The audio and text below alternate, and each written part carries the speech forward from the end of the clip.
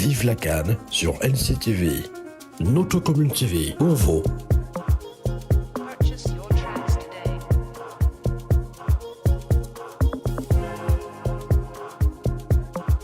today. Parlons cette fois-ci de l'autre deuxième demi-finale qui a ouvert la journée, ou alors la soirée. C'était Sénégal contre Égypte.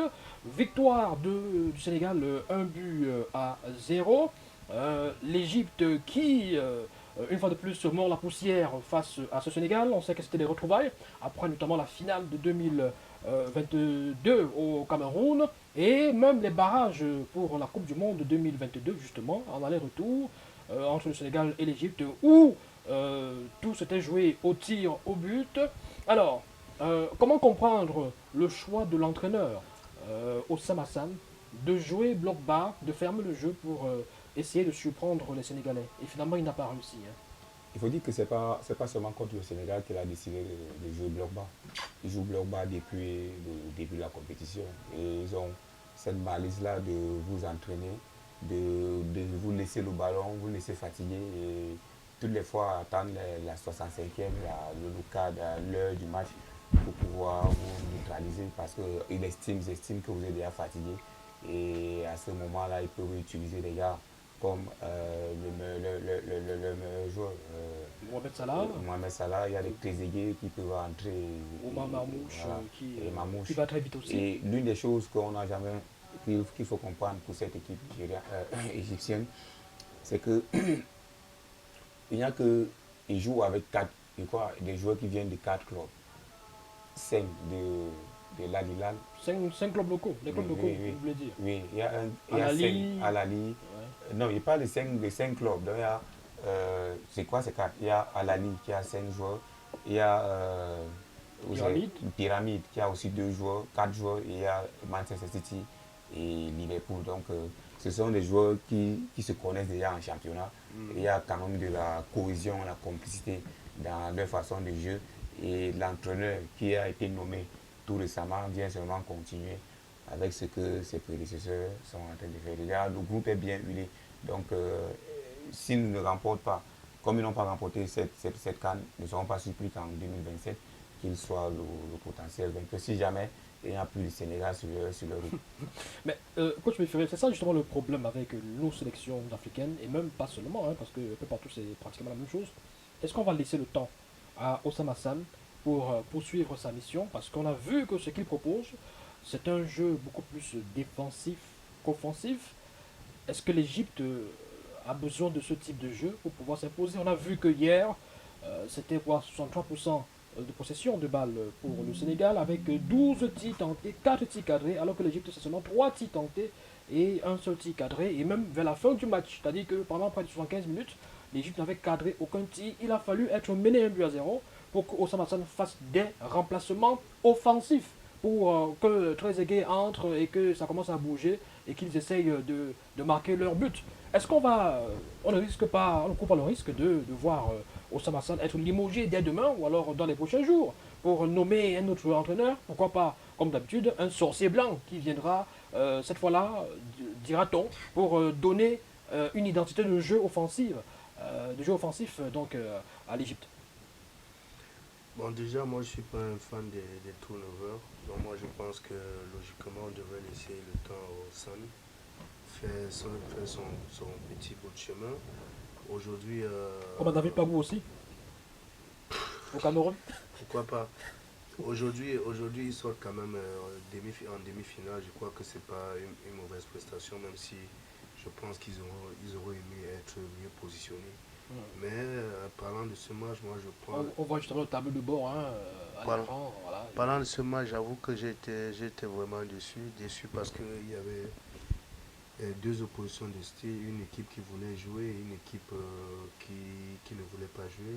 Le Sénégal est venu pour jouer et l'Égypte a carrément abandonné pour jouer bloc bas et essayer de procéder par les contres. C'est vrai que devant il y a Mamouche et Salah, mais Mamouche encore ça peut aller, mais Salah n'a plus les mêmes jambes d'hier pour faire ces courses de rupture. Donc c'est quoi? Je crois que tactiquement, le coach a quand même pêché là-bas. Parce que moi, je pensais qu'ils avaient les moyens de faire autrement. La preuve, vous l'avez si bien dit, quand ils prennent le but, et la possession commence à changer. C'est Absolument. l'Égypte qui a le pied sur le ballon. Qui veut marquer. Et après ça, pendant les 15 dernières minutes, l'Égypte a eu plusieurs situations. Et ça m'a permis de voir en quelque sorte les limites de l'équipe du Sénégal. Parce que euh, jusqu'à là, jusqu'à ce que le Sénégal marque le but, j'avais l'impression que le Sénégal jouait en marchant, dominait vraiment sur eux. Mais quand les Égyptiens ont décidé de jouer, on a vu quelques espaces, on a vu pas mal de situations. Et pour moi, ça me relance directement sur la finale pour dire, ok, ça va être une finale. On va y arriver. Est-ce que l'Égypte n'a pas péché? Est-ce que le coach Oussama Hassan et son staff n'ont pas péché par peut-être des limites dans l'étude, l'analyse vidéo du Sénégal? Parce que le Sénégal est une équipe qui a des failles, comme vous le dites si bien. Et face à une équipe qui joue aussi, ça peut passer. Pourquoi avoir choisi de venir défendre face au Sénégal quand on connaît au moins leur force offensive? Je crois que l'Égypte joue en 5-4-1. Si j'ai pas, si je, ça risque de me tromper.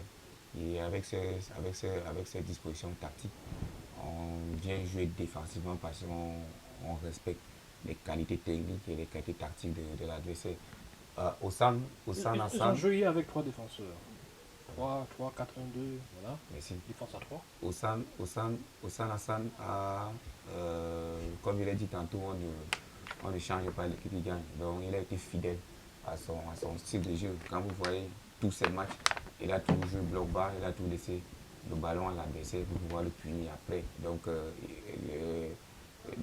félicitations au coach Ndiaye du Sénégal, Pape Thiaw, merci, du Sénégal, qui a été aussi fidèle à son style et sa philosophie de jeu, la conservation, le pressing haut et la recherche des espaces, le jeu sur les profondeurs et la latéralité, et le tir à distance pour pouvoir chercher des possibilités de marquer le but. Donc, que ce soit l'idée tactique de Thiaw, que ce soit l'idée tactique de Ossan, je dirais que les deux entraîneurs ont été fidèles à leur philosophie.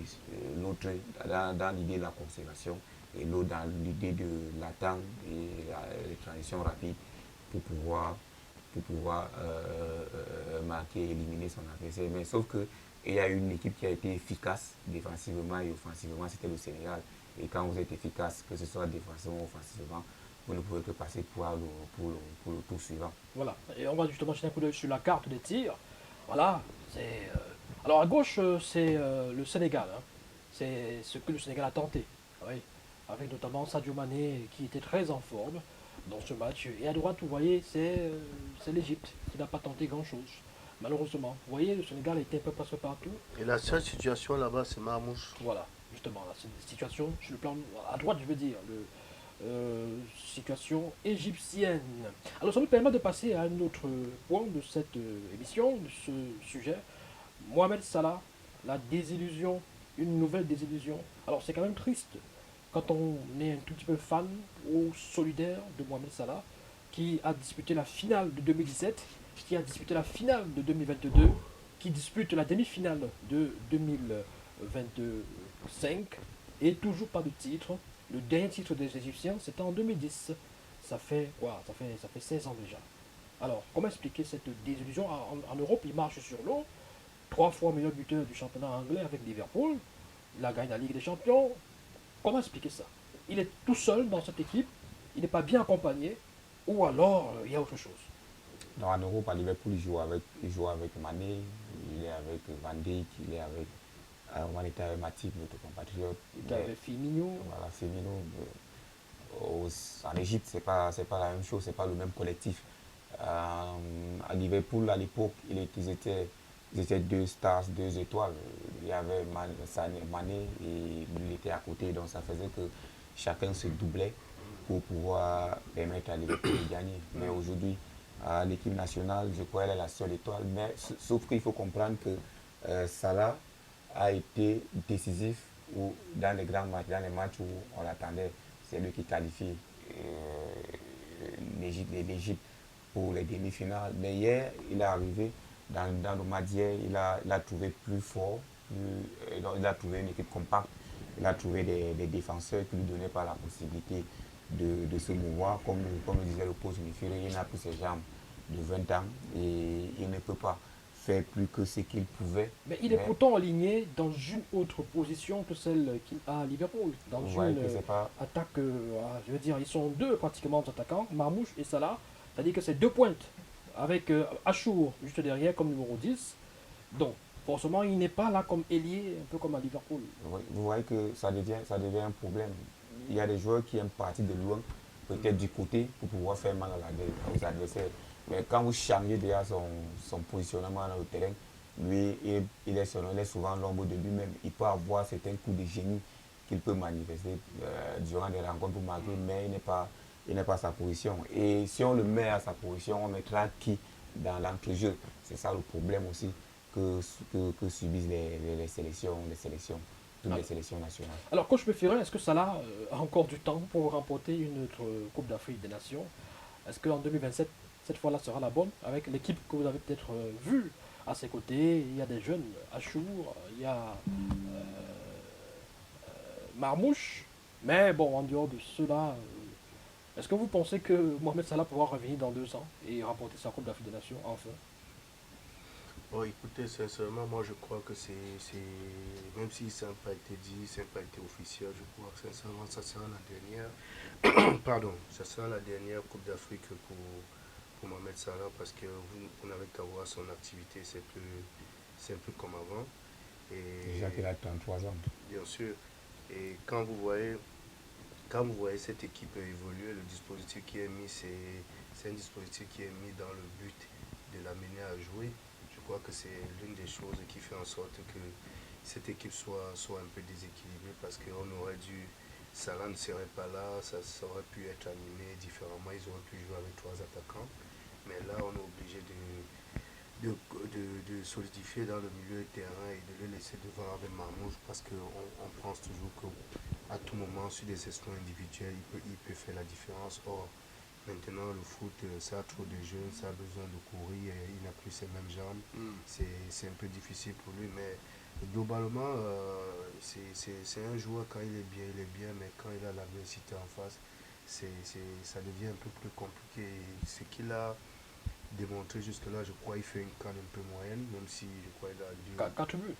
4 buts voilà. et des passes décisives. Voilà. Mais est-ce qu'il n'a pas été forcément confiné à des tâches défensives vu le jeu de l'équipe? Parce que quand on regarde un peu les chiffres, hier dans ce match contre le Sénégal, c'est quoi? C'est 4 actions défensives, un peu comme un défenseur, et 3 tacles, Mohamed Salah. Oui, je parlais justement de ça. C'est un dispositif qui ne peut pas lui permettre de bien s'exprimer parce que il va d'abord falloir descendre, bien cadrer, défendre, et quand on défend, tout de suite se projeter vers l'avant. Et quand il multiplie ces genres de courses, quand il a ces genres d'activités, il ne peut pas le faire sur 90 minutes, surtout que le Salah que vous avez vu là, avant qu'il n'arrive en Coupe d'Afrique, déjà dans son club, il ne jouait plus, donc ça manquait un peu d'activité. Donc je pense que même sur le plan physique, il devait être très court pour pouvoir apporter les attentes qu'on attendait bien de lui. Mais ça reste un grand joueur, malheureusement pour lui. Il sort en demi, et je crois sans me tromper, ça sera une dernière pour lui. Seulement 31 ballons touchés dans cette rencontre. 30 ballons touchés dans cette rencontre. 31, pardon. Et puis en face, vous avez Sadio Mané, 80 ballons touchés dans cette rencontre, avec des occasions créées également. Alors, pour chuter justement, pour embrayer avec Sadio Mané, lui, par contre, il a déclaré officiellement que ce sera sa dernière Coupe d'Afrique des Nations. Alors, Sadio Mané, homme du match, est-ce qu'il vous surprend, Sadio Mané? Malgré le temps qui passe, on a l'impression qu'il a une cure de jouvence. Sadio Mané, leader, buteur, est-ce que vous le voyez une fois de plus champion d'Afrique et meilleur joueur de la CAN, comme en 2022? Oh, je crois que ça va être difficile, parce que concourir à ce titre, il y en a beaucoup, et il y en a qui ont déjà une marche en avant. ça va être compliqué, mais ça n'enlève en rien sa qualité de bon joueur qu'il soit, de leader, de ce buteur. De ce buteur, parce que hier, il a fallu cet exploit individuel pour faire la différence. Donc aujourd'hui, je pense que ça doit moins le préoccuper d'être meilleur buteur ou bien, comment vous appelez ça? Meilleur joueur. Meilleur joueur de la CAN, même si ça arrive, ça sera pas mal, il le prendra toujours bien. Mais je pense que c'est quelqu'un qui aime se mettre au profit au service du collectif pour que l'équipe avance, et il a l'humilité de dire ok, c'est presque bon pour lui là, il ne fera plus une CAN, et je crois que le dire, ce n'est pas penser qu'il ne pourra plus, il n'a plus les jambes pour le faire, ou bien qu'il ne pourrait pas, mais c'est parce qu'il sait que derrière, il y a des enfants qui arrivent et il vient laisser de la place. D'accord, allez, projetons-nous après. Vive la CAN sur NCTV, notre commune TV, pour vous.